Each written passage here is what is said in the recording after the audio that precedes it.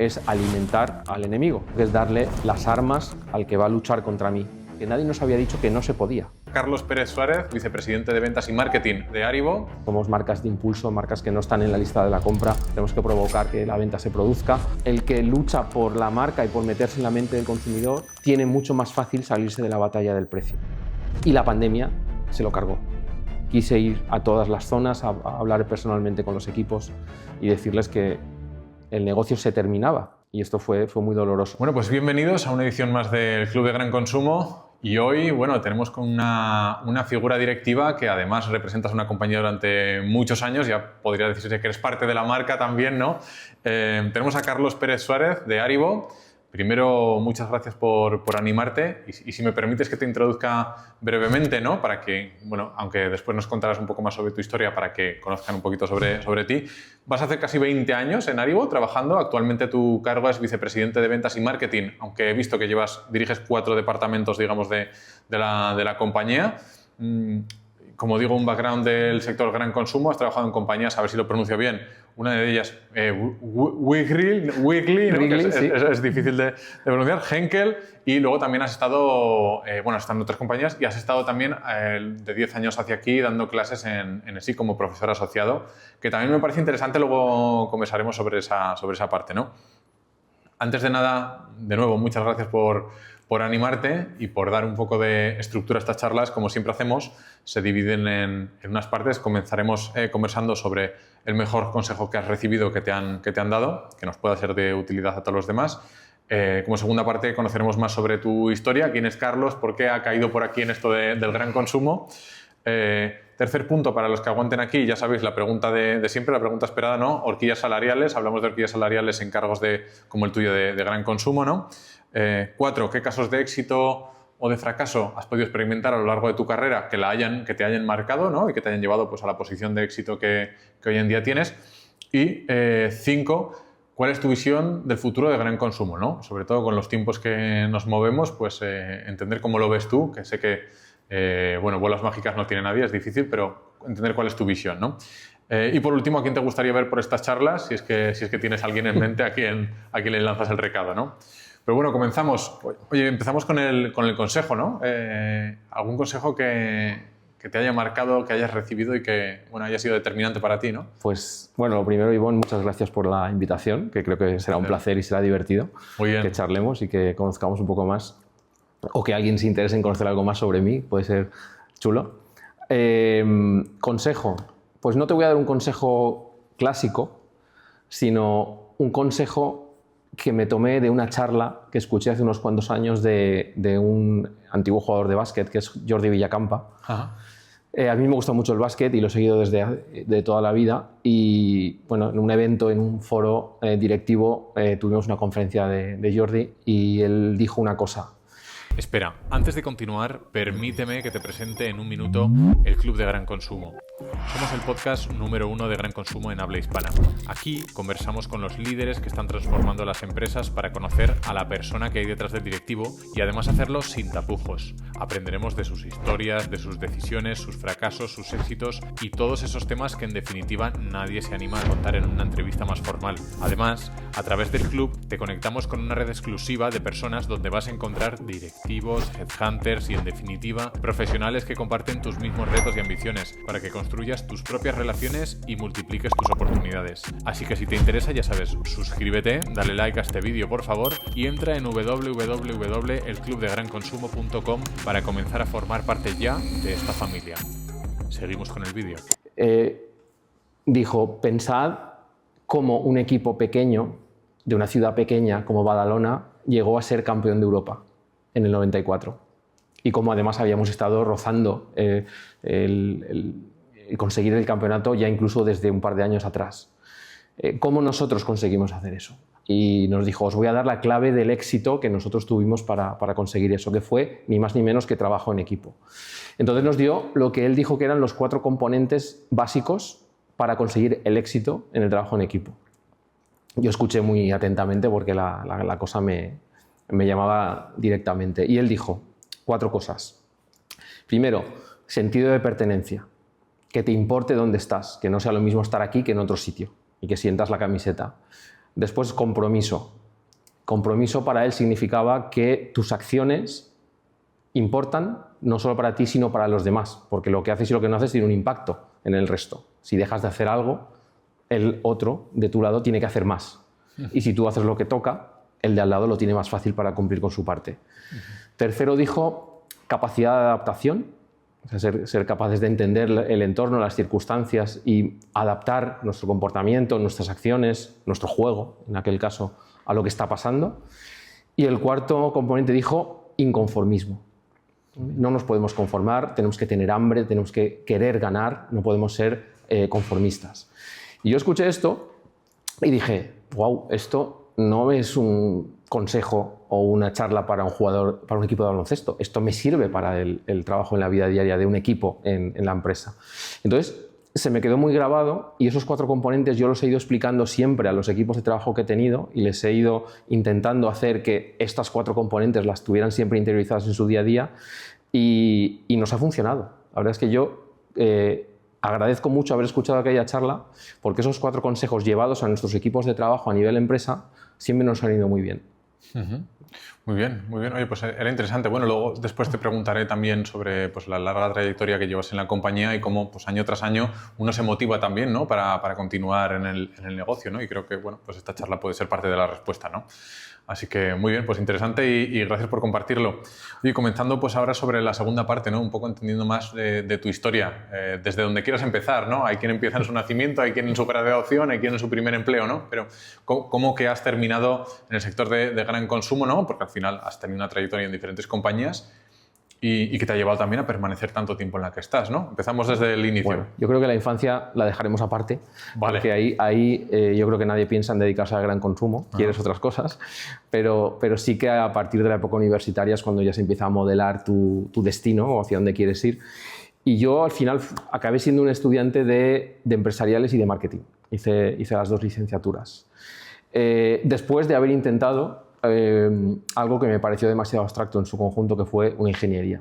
En su momento entré en la ingeniería de telecomunicaciones y después no me fue mal el primer año, pero me di cuenta de que aquello era demasiado teórico, demasiado abstracto y no le encontraba el sentido para mi futura carrera profesional. Con lo cual derivé directamente hacia un terreno de universidad pues un poco más vinculado al mundo de los negocios y de la empresa. Y ahí es donde empecé a pensar, a darme cuenta, sobre todo estudiando marketing, que para mí el marketing era el gran consumo. Eran las marcas, era la pelea de la gran multinacional que tiene su portafolio y que se pelea contra la marca de la competencia y que hace anuncios en televisión y que las marcas son masivas y las conoce todo el mundo. Entonces, este mundillo para mí me empezó a atraer desde que empecé a estudiar la parte de empresa y de marketing, mucho más que la parte financiera, que la parte analítica, que la parte de controlling, con lo cual yo sabía que tarde o temprano me quería derivar en cuanto a la parte profesional hacia el mundo del gran consumo. Lo que pasa es que yo acabé de estudiar 94, más o menos, y estábamos en la plena crisis post Expo y Olimpiadas del 92. Entonces, encontrar trabajo en aquella época, en la mitad de los 90, era bastante complicado. No había muchas oportunidades. Pues España estaba paralizada después de aquellos acontecimientos.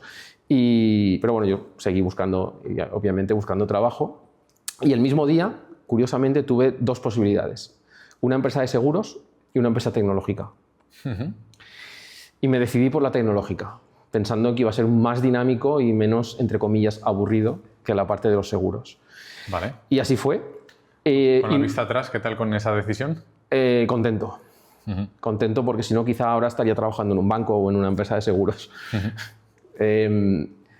Porque lo que me pasó fue que estuve más o menos un año en esta empresa tecnológica, pero en el 96 surgió la posibilidad de un proceso de selección para entrar en Henkel. Participé en el proceso de selección, me eligieron y quisieron que me incorporase como vendedor junior en el área de ventas de la división de detergentes. En aquella época todavía estaban las divisiones de Henkel separadas, sí. Detergentes, cosmética, adhesivos. Entré en la parte de detergentes y para mí realmente fue un sueño porque dije, ahora voy a conocer lo que yo quería. Ahora voy a entrar en una empresa que tiene marcas y que es una multinacional y que tiene presupuestos. Y los 3 años y pico que me pasé en ventas en Henkel para mí fue pues, una segunda universidad. o tercera. O sea, fue realmente un aprendizaje espectacular a nivel de ventas, de negociación, de marcas, de gestión por categorías, de trade marketing. Fue algo que eso con 20 y tantos años para mí fue ver el cielo, realmente lo disfruté muchísimo. Y ahí estuve 3 años y pico, y en el 99 me surge la posibilidad, y esto me enteré realmente por un anuncio en la prensa, que todavía en aquella época te encontrabas anuncios de empleo en la prensa, y yo lo miraba por casualidad, porque realmente Henkel estaba muy a gusto. Pero vi que una multinacional de confitería americana, Wrigley's, con su marca principal en España, que es Orbit, o era Orbit, los chicles, buscaba un Trade Marketing Manager. Y yo dije, con lo que he aprendido en Henkel, podría intentar enterarme de qué va esto, a ver qué quiere esta empresa y qué está buscando. Total, que apliqué. Y empecé a hablar con algún consultor y con el country manager del país, y lo que me explicaron es que Orbit, como marca de chicles, era una marca distribuida en España por Chupa Chups, y en ese año, 98-99, se desvinculaba de Chupa Chups, rompían el acuerdo. Con lo cual, Wrigley's tenía que empezar a crear una estructura propia en España. Y solo había una persona, que era el country manager inglés, que lo habían expatriado a España para llevar la relación con Chupa Chups, y en su momento me explica que necesita crear esa estructura desde cero, que para él la figura esencial es un Trade Marketing Manager, porque es lo que había sido él 20 años atrás en Inglaterra, y que eso significaba ser capaz de generar argumentación para ventas, tratar con key accounts, tratar con clientes, apoyar en la parte de marketing con él. Y yo dije, esto suena muy bien, porque además hay una multinacional americana detrás también con presupuestos y con ganas de crear una estructura en España, y con una marca que ya empieza a tener un poco de consolidación. Total, que me eligieron ellos a mí, yo elegí también incorporarme y me fui a Wrigley con ellos. Y la verdad es que fue fantástico. O sea, tengo que decir que los años de Henkel fueron los que me permitieron llenar de contenido ese puesto desde cero. ¿Tenías claro el cambio en el momento en el que hiciste, o te fuiste con dudas de, oye, estoy renunciando a algo muy bueno por algo que está por ver? No, bueno, pero tenía 29 años en aquel momento, y me consideraba que todavía me podía arriesgar. Vale. Y que es verdad que Henkel es una gran compañía, pero al final, como todas, es piramidal.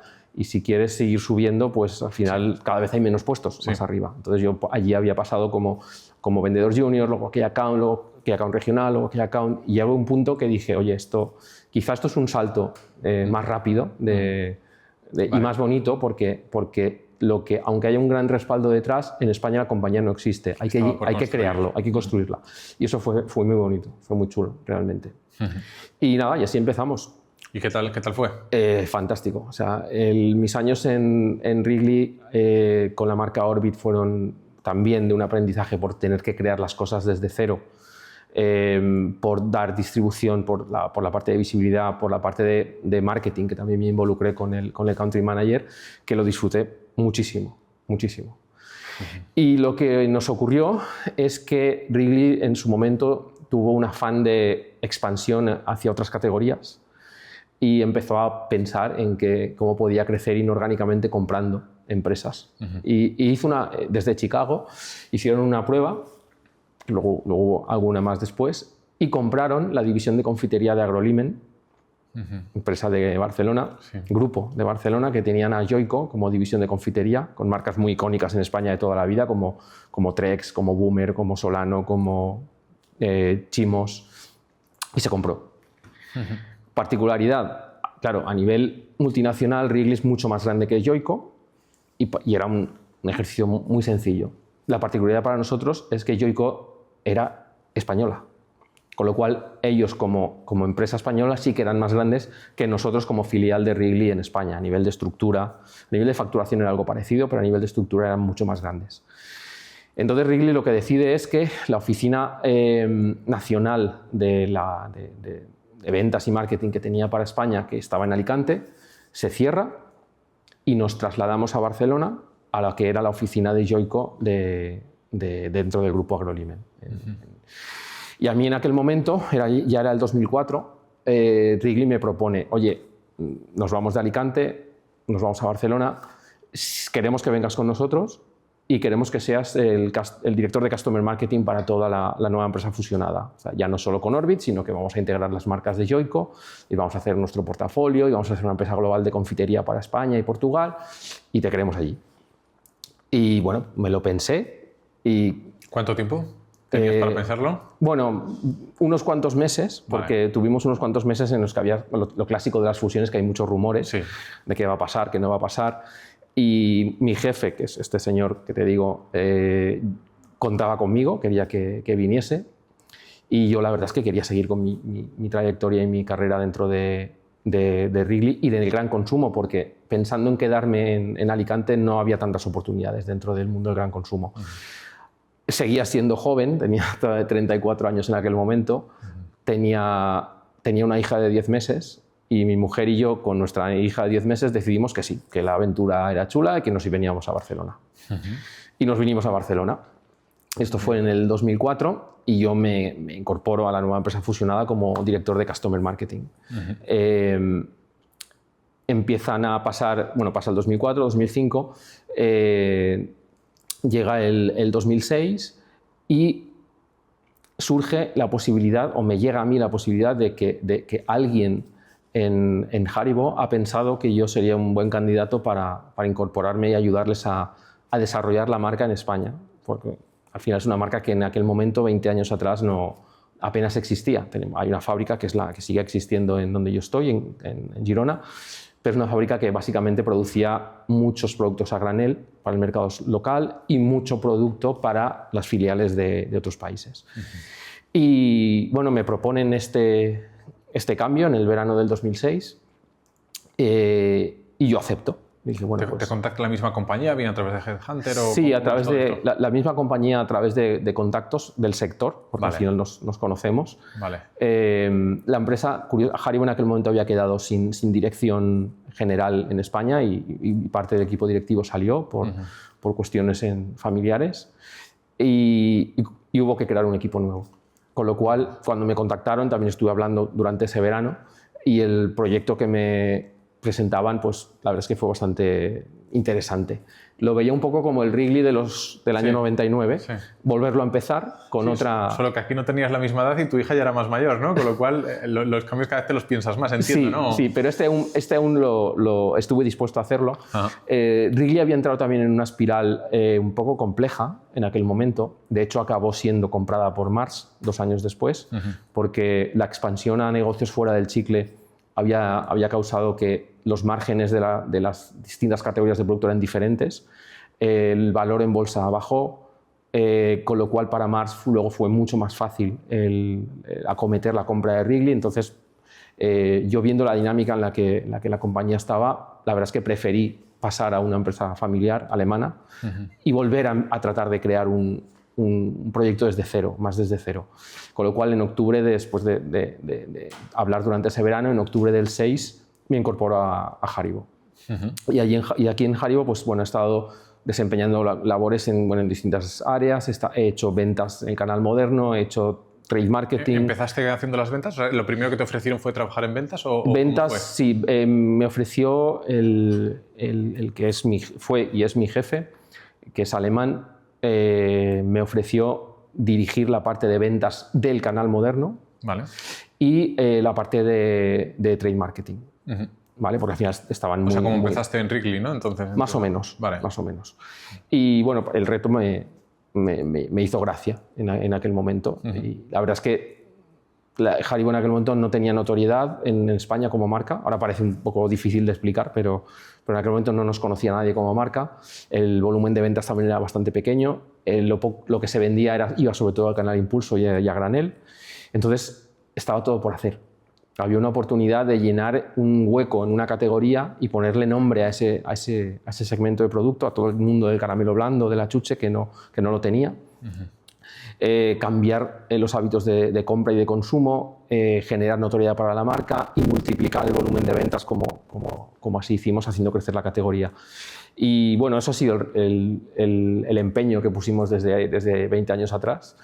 Después he llevado más equipos y otros departamentos en Aquí te quería Haribo. preguntar, a lo largo de tus cambios, ¿te han acompañado los equipos? ¿Has traído a alguien de una compañía a otra que...? Tengo bastantes personas en mis equipos ahora mismo y que han pasado en estos 20 años a los que conozco de Wrigley, por ejemplo. Ajá. Sí, hay unos cuantos. Al final sí que tiras de contactos y tiras de gente con la que te has llevado bien o has trabajado bien o sabes cómo piensan o cómo van a trabajar. Bueno, que sabes que cumple con los puntos que mencionamos al inicio de la charla, entiendo, ¿no? Aquello de sentir la camiseta, el inconformismo, Sí. ¿no? Me imagino que ya sabes que encuentras en ellos estas cualidades y por eso no renuncias a probar con otras. Sí, y además se han formado en un tipo de cantera en el que compartimos la visión, digamos, estratégica de la ejecución en el punto de venta, de la ejecución de la marca, de cómo tenemos que hacer las cosas, de que nos enfocamos mucho sobre todo en distribución y en visibilidad, en estar bien. Somos marcas de impulso, marcas que no están en la lista de la compra. Tenemos que provocar que la venta se produzca. Y eso en Wrigley se vive de una manera muy intensa. Se vivía con la marca de Chicle Orbit, era un foco mental impresionante. Y nos lo hemos traído aquí también. Entonces, pues sí que es verdad, como tú dices, tengo colaboradores en el equipo que vienen de esa época, los que conozco desde hace ya casi 30 años. Uh-huh. Y bueno, en Haribo he llevado también el área de marketing. Aquí te quería preguntar yo también, esto ya es más anecdótico, pero ¿quién ha construido este eslogan, ¿no? Tan sonado y tan repetido y conocido, ¿no? Es una buena pregunta. Venía de hecho, el eslogan de Haribo es muy famoso en Alemania. Tiene una autoridad de 100 años prácticamente. Vale. Es un activo distintivo de la marca que se utiliza y se cuida mucho. Lo tenemos en todos nuestros packs.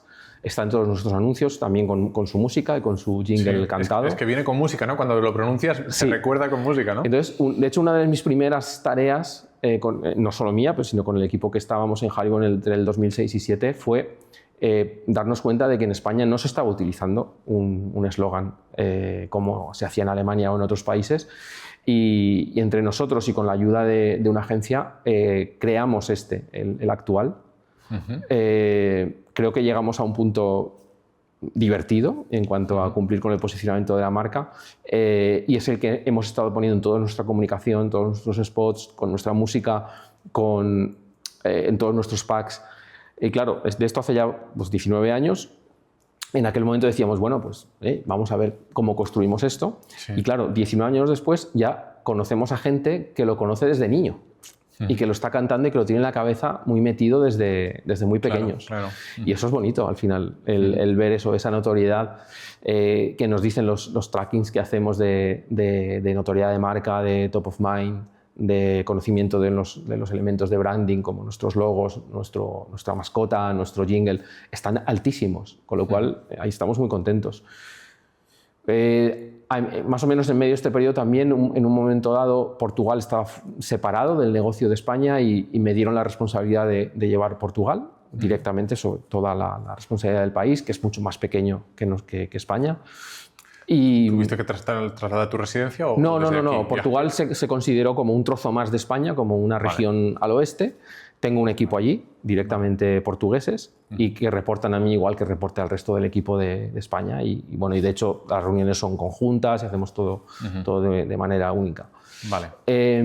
Luego se da una circunstancia dentro de este periodo de Haribo, que es que en el 2018 a mi jefe, que era el director general de España, le proponen ser el director general de la filial más importante del grupo, que es Alemania. Uh-huh. Entonces él, en ese momento, sin dejar la posición de CEO de España, coge la de Alemania, pero evidentemente le lleva muchísimo más carga mental, física y profesional de tiempo que el trabajo en España. Con lo cual lo que me dijo es, mira, me tengo que encargar de Alemania, por favor, tú ahora vas a ser el responsable de toda el área comercial de España. O sea, vas a coger ventas de impulso, ventas de alimentación, canal moderno, trade marketing, customer service, logística, o sea, todo lo que es la comercialización está en tus manos. De esto hace ya unos 7-8 años. 7 años, menos, ¿no? Sí, desde el 18, a finales del 18, por eso no hace 8 todavía. O sea que ya puedes sacar conclusiones de qué tal este nuevo cambio dentro de la compañía, ¿no? Sí, entonces él me propone esto y me dice, así que por favor, yo me voy a tener que centrar en Alemania, aunque estaré ahí para ti, para lo que necesites, pero por favor el día a día de España en toda esta área comercial ahora es tuya.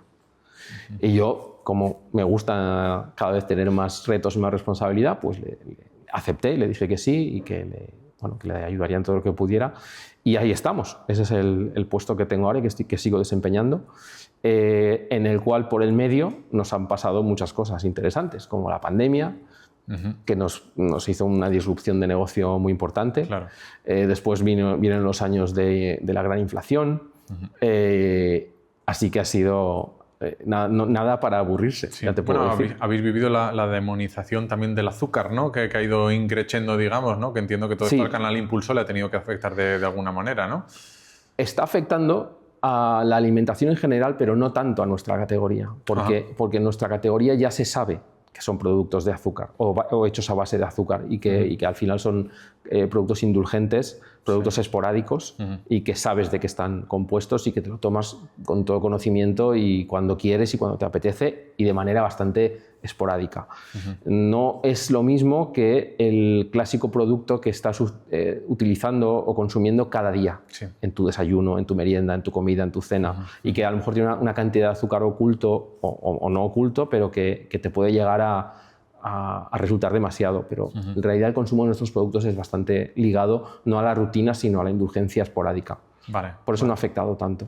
Vale, te lo preguntaba porque en el momento cuando esto comenzó, digamos, esta nueva era que podemos, no sé, segmentar en unos 10 años hacia atrás, digamos, esto de demonizar el azúcar como es ahora, ¿no?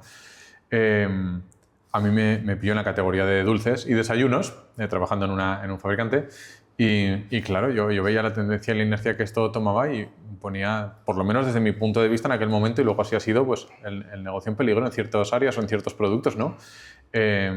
Y no son productos que fácilmente puedes encontrar un sustitutivo porque intrínsecamente son azucarados, ¿no? Los productos, no es un añadido en la mayoría de casos.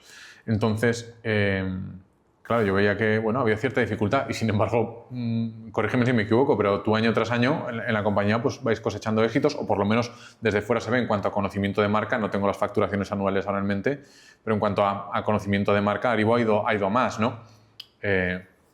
En una categoría, pues como decías, que tiene sus peculiaridades, ¿no? Entiendo que es ese tema de la indulgencia y no tanto de la recurrencia en la dieta básica, ¿no? Sí. Con lo cual, vale, entendido.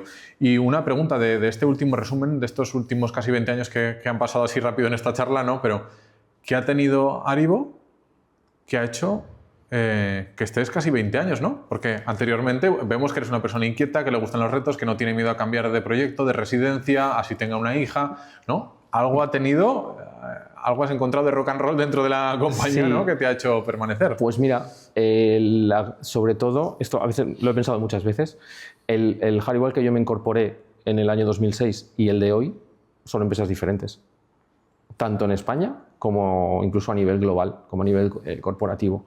Entonces ha habido tanto cambio, tanta evolución. De hecho, a nivel corporativo hemos pasado de la segunda a la tercera generación familiar.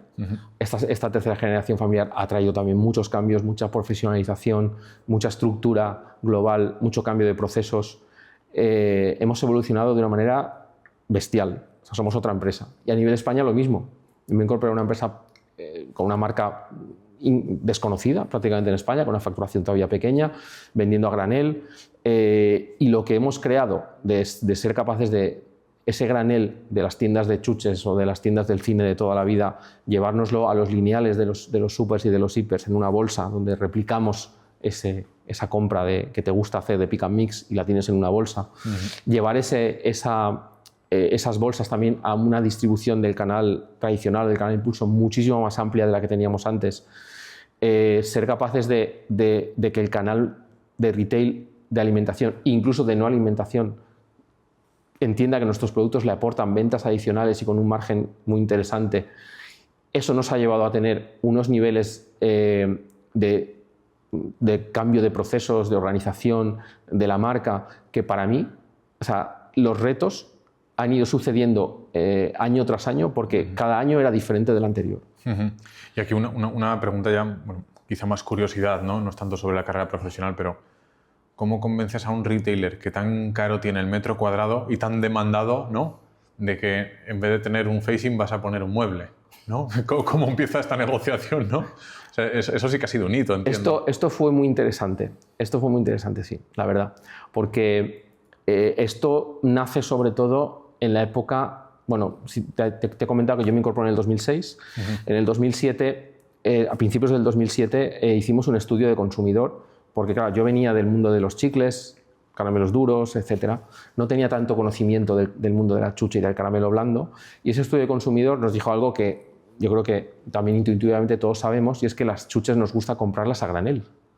Pero no solo por el hecho de comerte una mezcla, sino porque enfrentarte al producto en ese gran expositor o esa gran visibilidad de productos, de colores y de formas distintas, es igual de indulgente casi que comértelo. Es muy chulo, es muy divertido. Entonces, cuando recibimos este estudio y el consumidor quiere esto, pensamos en dos cosas. Primero, para el que no tenga tiempo de hacer esto, o el que no tenga el punto de venta del canal tradicional, que no tenga la capacidad de tener esto, tendríamos que darles una posibilidad de que esto lo puedan hacer más fácilmente. Y nació así nuestra gama de productos favoritos. ¿Vale? Cogimos los productos más clásicos de granel, de pick and mix, y los metimos juntos en una bolsa, con distintos tipos de textura, con lo cual lanzamos una gama de 3 o 4. Esto fue un boom absoluto. Pero por otro lado también pensamos y dijimos, bueno, pero si al final sigue habiendo muchos consumidores que sí que tienen tiempo y que les sigue gustando enfrentarse a ese expositor de granel con todos esos colores, sabores y texturas, hay un canal, que es el canal de retail, que se lo está perdiendo. Es una parte de la categoría que no tiene. Y entonces nos fuimos a decirles a la gran distribución, a todos los señores, a los Carrefour, a los Eroskis, el Corte Inglés, al Campos, regionales, a decirles, oye, vosotros tenéis una categoría de caramelos, pero aparte del caramelo blando, el consumidor quiere esto y tú no lo tienes. Y tú deberías tener, o creo que debes tener la vocación de tener todo la oferta que pueda tener el consumidor de cara a consumir esta categoría. Con una particularidad, y es que somos una categoría de consumo casi infinito. Y siempre se lo decíamos, cuantas más veces te enfrentes aquí, más impulso puedes generar, más veces te puede apetecer comértelo. Al contrario de una categoría, no sé, como el afeitado, no te vas a afeitar más veces porque te apetezca. Sí. Pero con nuestros productos de indulgencia sí que el consumo podía ser incremental. Con lo cual, esto lo explicamos en un momento que era 2008-2009, que si recuerdas también estábamos en otra gran crisis, provocada por el estallido de la burbuja hipotecaria, etcétera, etcétera. Con lo cual, las ventas en general estaban muy complicadas para todos. Y hubo algunos retailers que vieron una oportunidad de, oye, pues igual esto sí que nos genera algo incremental. Y nuestra apuesta de valor hacia ellos fue, vale, tú tranquilo, que no tendrás que hacer nada. Solamente dame ese metro. Y en ese metro ya me encargaré yo de poner un mueble, colocarlo, poner las referencias que más rotan y mandar a mi propio personal a que lo reponga, lo rellene, lo mantenga limpio y esté siempre bonito y presentable. Porque en esta categoría de pick and mix, si no está perfecto, el consumidor no compra. Hasta que uno dijo que, vale, vamos a probar. Y cuando uno prueba y le va bien en una tienda, luego dice, bueno, pues la siguiente fase quiero que me montes estas 10 tiendas. Y cuando algún competidor ve que eso está puesto en 10 tiendas del otro, dice, pues yo también quiero hacer esta prueba. Y así pues, se fue extendiendo como una mancha de aceite hasta que llegamos a tener 4.500 puntos con graneles en supermercados y hipermercados. Y esto fue, dado que me preguntabas antes en el guión, en la estructura me decías que querías hablar de éxitos. Bueno, esto fue un éxito realmente, ayudó mucho a la marca, ayudó en volumen de ventas, ayudó en notoriedad de la marca, tener un armario de 1 metro todo lleno de productos Haribo y con el nombre bien grande puesto encima, bueno, realmente no tenía valor a nivel de GRPs de lo que conseguimos con los consumidores, que además iba generando ventas y relación con los retailers. Y fue creciendo, y la pandemia se lo cargó. Claro, bueno, como tantas cosas, ¿no? Porque llegó un momento en el que, en aquel famoso 14 de febrero, que nos confinaron, empezamos a recibir llamadas de todos, o de casi todos nuestros clientes, aunque nosotros mismos también estábamos ya iniciando el proceso de decir, oye, no podemos vender productos desnudos, sin envoltorio, porque esto es un riesgo de contagio y de que la gente meta la mano, etcétera, etcétera. Con lo cual, tuvimos que retirar los 4.500 muebles que teníamos en aquel momento entre España y Portugal, sacarlos de las tiendas, eliminar el producto, intentar recuperar la parte de ventas que hubiéramos podido, sustituyendo esa venta por venta de producto embolsado, que en muchos casos lo conseguimos. ¿Cuánto cayeron en las ventas ese año? Bueno, las ventas del 2020 respecto al 19, pues fácilmente un 40%. Claro. Que luego fuimos recuperando durante el 21-22. Y luego, el aspecto realmente, aparte de la pérdida de negocio y de la pérdida del concepto, el aspecto para mí más doloroso fue que teníamos un equipo dedicado a esto. Y ese equipo, por desgracia, a finales del 20 lo tuvimos que sacar de la empresa, que despedir. Y eso a mí me tocó personalmente, porque quise ir a todas las zonas a hablar personalmente con los equipos y decirles que el negocio se terminaba, por desgracia. No teníamos ninguna otra opción. Y esto fue muy doloroso. O sea que podemos convertir el éxito al final en un punto de dolor. Qué interesante. Sí, el éxito muy ligado a un fracaso también, ¿no? Sí. Vale, entendido. Pues ahora no sé si nos quieres terminar el final de esta historia, cómo es el desenlace a los tiempos que corren y si tienes algún otro caso de éxito, pero antes pasar siempre por la parte importante, ¿no? La parte salarial. Y es que al final un perfil directivo, pues a lo largo de tus años también has acumulado una experiencia, diferentes posiciones. Entonces, bueno, no sé si quieres compartirnos también para alguna de las posiciones cómo ha podido ser el baremo o sobre todo cuál es el premio, ¿no? Oye, una posición de responsabilidad que ostentas, por la que has pasado, pues 2 crisis, por lo menos has mencionado, otras tantas del día a día que te habrás encontrado. Un claro de éxito flagrante y además conocido los que somos del sector, ¿no? O por lo menos los que vemos un poquito las tiendas con otros ojos, ¿no? Y sin embargo un fracaso por en medio también, como es el de tener que prescindir de equipos, ¿no? En resumidas cuentas, pues ¿cuál sería la horquilla salarial de un perfil de este tipo, ¿no? Que asuma la presidencia de una compañía, ¿no? Por supuesto, más baja de lo que debería. No, es broma, es broma. A ver, no te puedo decir las cifras por respeto a la compañía y por mis compañeros, porque no quedaría bien. Sí. Pero sí que me gustaría decirte que, dada la posición que tengo, posición directiva, me considero un privilegiado. Al final habrá empresas que paguen más, empresas que paguen menos, a igualdad de puestos, pero yo, por haber llegado a una posición directiva, me considero un privilegiado y sé que estoy por encima del promedio. ¿Vale? Entonces, y eso me hace tenerlo muy presente, porque realmente lo que me duele es que en este país los sueldos son demasiado bajos. Y no estoy pensando en los directivos, ni en mí. Estoy pensando en toda la parte de los puestos de entrada, los de acceso, la gente joven, incluso pues los operarios de plantas, el personal de administración. Yo creo que España tiene un problema de bajos salarios comparados con nuestro entorno. Al final, creo que el promedio salarial no es lo importante porque queda distorsionado por los más altos. Creo que en este caso es más importante el concepto estadístico de moda, que es el valor que más se repite. Sí. Y el valor que más se repite en España, por desgracia, es muy bajo. Y esto dificulta el poder tener una facilidad para acceder a un proyecto vital, para comprarte una casa, para independizarte. Y ahí creo que sí tenemos un problema. Con lo cual, aunque no te diga mi cifra, sí que te digo que el nivel directivo lo considero un absoluto privilegio. Y creo que hay que ser consciente de ello. ¿Cómo mides que estás por encima o por debajo? ¿Con estudios de consultoras o es algo que escuchas con las ofertas que ya te digo que no me interesa tanto compararme con el resto de empresas. No sé si mi posición en la competencia o en una empresa de gran consumo de cosmética sería igual o menor. Vale. No es mi gran tema. Hablas de datos salariales a nivel general, España. Sí, a nivel España. Entendido. Yo estoy contento y ya te digo, me considero un privilegiado simplemente por estar en una posición directiva y tener un salario muy decente, sea más o sea menos. Lo que me molesta mucho más es lo que te decía, las dificultades que tienen los puestos más más de base.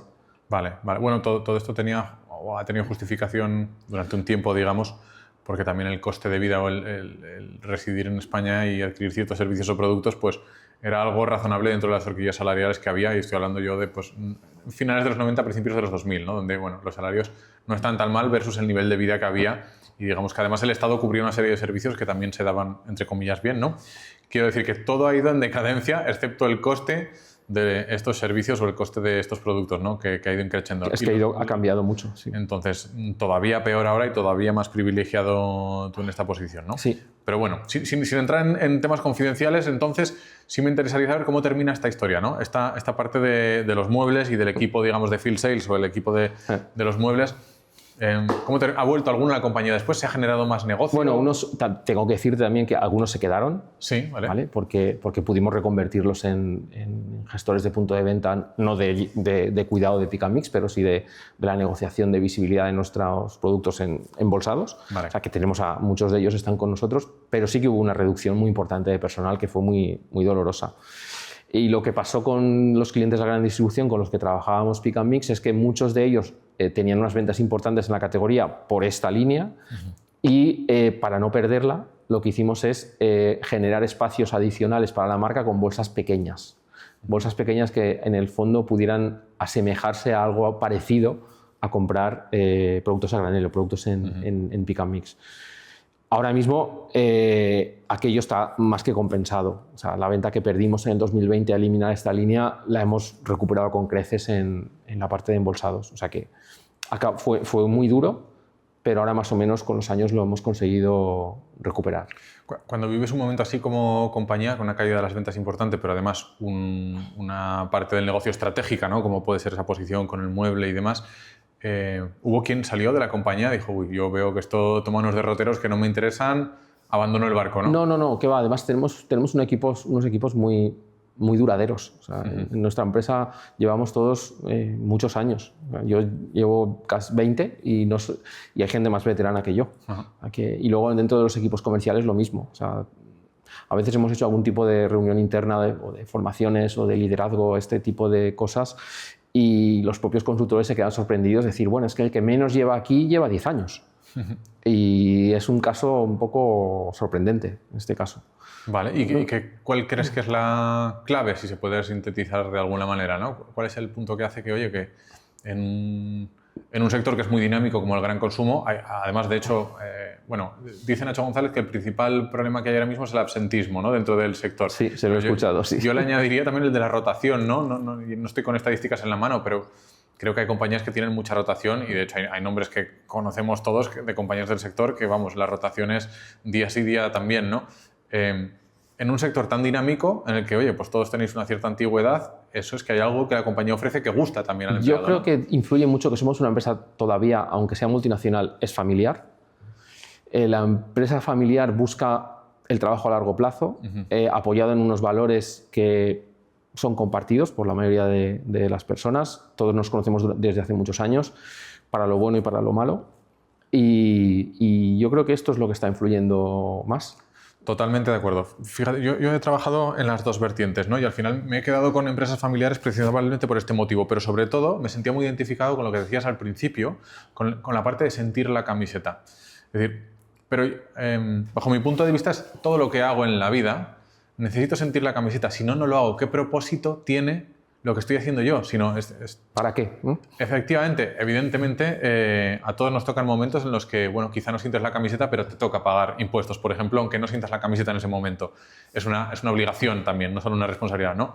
O puede que no te apetezca mucho, no sé, llevar a tus hijos al médico, evidentemente, pero lo haces porque lo tienes que hacer, ¿no? Pero en el trabajo al que te enfrentas día a día y no es una ocasión puntual, si no sientes la camiseta, yo creo que te estás engañando a ti mismo. Si tienes una necesidad es una cosa muy diferente, ¿eh? Pero nosotros, que somos unos privilegiados, como tú bien dices, que podemos elegir pues, trabajar en una compañía u otra dentro de un determinado ámbito, ¿no? Al final eres un perfil que estaría demandado también en otra compañía, y así se ha demostrado cuando has cambiado de compañía, ¿no? Decides permanecer en una porque tienes un propósito, ves un recorrido a largo plazo, lo que haces de alguna manera te realiza, ¿no? Yo creo que esto es importante. En un momento dado de mi carrera, que no es tan larga ni tan próspera como la tuya, pero me he encontrado esto también, ¿no? De no sentir la camiseta, no ver sentido a lo que las decisiones de la compañía toman, y casualmente era una multinacional y casualmente cada quarter estábamos viendo cómo se daba el dividendo, digamos, ¿no? Estaba muy enfocada en esta parte. Y perdías un propósito de lo que hacías, no digo a 20 años vista, sino a un año vista. Te entiendo, sí. Lo perdías. Y bueno, no te sientes realizado en estos aspectos, ¿no? Entonces, bueno, me parece que es un punto, pues bajo mi punto de vista, muy creíble y me siento muy identificado con eso. Ya te digo, yo viendo la dinámica en la que estaba Wrigley en aquel momento, en el año entre el 2006, que cuando me fui, y luego como acabó en el 8, comprada por Mars, de hecho, una de mis preguntas al incorporarme a Haribo es, bueno, ¿esto de quién es? ¿Y qué planes tiene? Y esto es para el largo plazo, y aquí se mira el trimestre o se mira la continuidad o queremos construir algo a largo plazo. Y esta segunda visión es la que a mí me atrajo, y esto es lo que creo que nos tiene a muchos dentro, que no tenemos muchas ganas de salir, porque obviamente tanto yo como mucha gente de mi equipo han tenido múltiples oportunidades de cambio durante estos años. Y muchos siguen aquí, o sea, la rotación sigue siendo muy baja. Muy bien, muy bien. Bueno, pues oye, pues te felicito por ello, porque vamos, como te decía, estamos en un sector pues dinámico, y con lo cual no está mal. Y además en el que convergen estos dos tipos de compañía, ¿no? Hay compañías cotizadas o de fondos, digamos, pero luego también tienes compañías familiares, y hay una heterogeneidad muy importante, ¿no? Hay compañías familiares monstruosas, compañías familiares pequeñitas, pero todos producen algún tipo de bien o servicio que se vende en gran consumo, y es curioso, ¿no? Que hay diferentes casos. Hay otro caso, Sí. si quieres que te cuente Te otro. iba a preguntar por caso de éxito, sí. Hay otro caso que siempre lo tengo en la cabeza porque fue muy bonito de vivir también. Este ya no fue en Haribo, sino en Wrigley, allá por el año 2001-2002. La empresa hizo un estudio en 7 países, entre los cuales estaba España, el resto era pues, Inglaterra, Alemania, Estados Unidos, Canadá, etc., sobre las salidas de caja en los supers e hipermercados. Sobre qué sentían los shoppers cuando pasan por ahí, qué les gusta, qué no les gusta, qué les frena, sentimientos, actitudes. Y ese estudio, al final, nos lo mandaron a los países en los que se había hecho, y yo como Trade Marketing Manager en aquel momento lo recibo y digo, bueno, pues me parece fantástico toda esta información. Yo lo que voy a hacer es irme a la gran distribución y contárselo. Porque en aquel momento todas las salidas de caja eran vendidas al mejor postor y eran completas. En una te podías encontrar pilas, en la de al lado te podías encontrar caramelos, en la de al lado te podías encontrar plantitas, y en la de al lado te podías encontrar, no sé, guitarras. Chocolatinas, vale, sí. Y con este estudio, que básicamente lo que venía a decir es, si tú pones en todas las cajas un surtido homogéneo, en todas el mismo, vas a tener la oportunidad de que cualquiera que pase por cualquier caja coja de todo. Y con este insight, yendo a la gran distribución, hubo alguno, en este caso fue Carrefour, que lo cogió rápido, sobre todo porque el valor añadido que le dimos es el mueble que hay que poner aquí, que acomode a todos estos productos que tú tienes desperdigados por todas las cajas. Te lo diseñamos, te lo fabricamos, te lo implantamos, y además te decimos con datos Nielsen qué productos tienes que tener en cada uno de ellos. Oye, me está despertando mucho el interés esto que dices, y una curiosidad genuina de alguien que no ha trabajado la categoría, ¿no? Pero claro, parte del gancho de impulso es que si estás pasando por esa caja, ese es el momento, la ocasión de coger eso, no vas a tenerlo otra vez. Aunque haya en la caja 2 un surtido totalmente diferente, ¿no? ¿No se pierde parte de ese impulso cuando estandarizas el surtido? Es decir, el mismo surtido en toda la línea de cajas. Eso al final, el estudio también nos decía que la gente, o el consumidor, o el comprador, no cambia de caja por el surtido. Vale. Ok, esta era la pregunta, vale, entendido. Cambias de caja para buscar solo la cola más corta. Vale. O la que no es tan relevante como tengo que pasar por ahí porque quiero coger No era relevante, era cero relevante. Ok, vale. Con lo cual lo que le decíamos es, si tú estandarizas el surtido y lo homogeneizas, cualquiera que pase por cualquier caja puede ser captado por los chicles, los caramelos, los chocolates o todo lo que pongamos ahí. Al final también se combinó con productos de una alimentación. Y esto es lo que le dijimos en este momento a la distribución. Y ya te digo, Carrefour fue el primero que nos escuchó con mucha atención, porque le decíamos que le podíamos diseñar, fabricar e implantar en todos los hipermercados esos muebles, con un surtido que les recomendábamos, a cambio de que nuestros productos estuviesen bien puestos en el mueble, porque además formaban parte de la oferta que el consumidor quería encontrar, como eran los chicles allí. O sea, estaba justificado. Y esa inversión que hacíamos pues, era a cambio de un tiempo largo de presencia en esos muebles de salida de caja. Y yo creo que lo que años después me viene a la cabeza con este ejercicio es un poco la inconsciencia ingenua de decir, vamos a ser capaces de hacer esto, pero porque nadie nos había dicho que no se podía. Ahora lo pienso y digo, ahora me voy yo a decirle a Carrefour que le voy a cambiar todas las salidas de caja de todos sus hipermercados y quizás se me haría un mundo. Y en aquel momento, esa ingenuidad de decir, somos capaces de hacerlo y ya iremos superando las adversidades, nos llevó a proponérselo y a hacerlo. Y evidentemente para Orbit fue un boom absoluto en ventas generadas, pero es que para Carrefour fue mucho más, porque aquellas salidas de caja homogéneas empezaron a generar una facturación para todas las categorías representadas, que es que era todo incremental a lo que había. O sea, fue un ejercicio extraordinario, hasta el punto de que el CEO del momento de Carrefour, que era Pepe Folache, nos dio un premio. Y a partir de entonces empezamos a ver cómo el resto de la distribución también quiso entrar en el juego de las cajas homogéneas y estandarizadas, que ahora es lo que te encuentras prácticamente en todos los sitios. Sí. Con lo cual, ese siempre lo tengo en la cabeza como un ejercicio exitoso y que lo haces casi, que lo propones porque no sabes que no se puede hacer. Y al final lo acabas haciendo. Qué interesante, buen punto. Pues me parece muy interesante que compartas esto, porque de hecho justo sobre el siguiente tema, como te avanzaba antes, ¿no? que quería conversar, es ahora que has vivido estos hitos y estos cambios del sector, que son cambios importantes, ¿no? Sobre todo en línea de cajas, en los muebles de la categoría, o sea, son cambios importantes, no es dar de alta una nueva referencia, ¿no? Y te quería preguntar, con todo esto que se mueve alrededor del sector de gran consumo ahora, que bueno, le afectan también pues, que si guerras, que si políticas arancelarias, que si políticas incluso internas fiscales, ¿no? Le afecta todo el plástico, el azúcar, el transporte. El transporte, sale una política diciendo que van a montar un supermercado estatal, o sea, ya le ha podido pasar de todo, menos caer un meteorito en un hipermercado, yo creo que ha pasado de todo ya, ¿no? ¿Hacia dónde crees que va el sector, ¿no? ¿Qué crees que es lo que nos vamos a encontrar en los próximos años? ¿Cómo lo ves tú?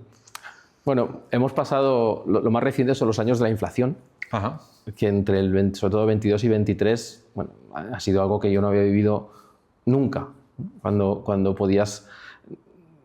tenías unas subidas de coste de materia prima tan espectaculares que incluso la propia distribución ni siquiera pestañeaba, ni era reticente ni protestaba, porque lo sabían, porque ellos también compran al final y compran materia prima, con lo cual era algo que no había vivido nunca, porque como tú bien sabes, cualquier negociación con la gran distribución ha sido históricamente muy complicada por cualquier décima de punto, a favor de uno o a favor del otro. Y en aquellos momentos, en ese par de años, se hablaba de puntos porcentuales de incrementos que bueno, parecía que se acababa el mundo, pero bueno, no se acabó. Después de ese boom de la inflación, ahora estamos en un momento en el que yo creo que el gran consumo, que sigue siendo lo que más me gusta a nivel profesional, se está polarizando hacia dos partes. Hacia la marca privada o la marca de la distribución, y por otro lado, como contraparte a esta marca de distribución, creo que en las categorías va a quedar una marca fuerte, un ancla. Un ancla en la mente del consumidor que siga reconociendo que esta categoría es esta marca. Y al lado está la marca del distribuidor, que si el precio me conviene, pues voy a coger esta. Pero mi ancla, y lo que yo llamo a la categoría X, en el caso, nuestra aspiración, que es que sea Caramelos Haribo, es esta. Y esta marca creo que va a estar. Y esa marca va a tener menos problemas para generar espacio y ventas en la distribución, menos problemas que las que sean las marcas secundarias, que van a sufrir más. Así es como estoy viendo yo hacia dónde va el mundo del gran consumo. Después, creo que las empresas pues, tendrán que estratégicamente elegir hacia dónde quieren ir. O quiero ser un fabricante para terceros, o quiero posicionar mi marca como la marca top y como ancla en la cabeza del consumidor, porque si me quedo en medio quizá voy a tenerlo muy difícil.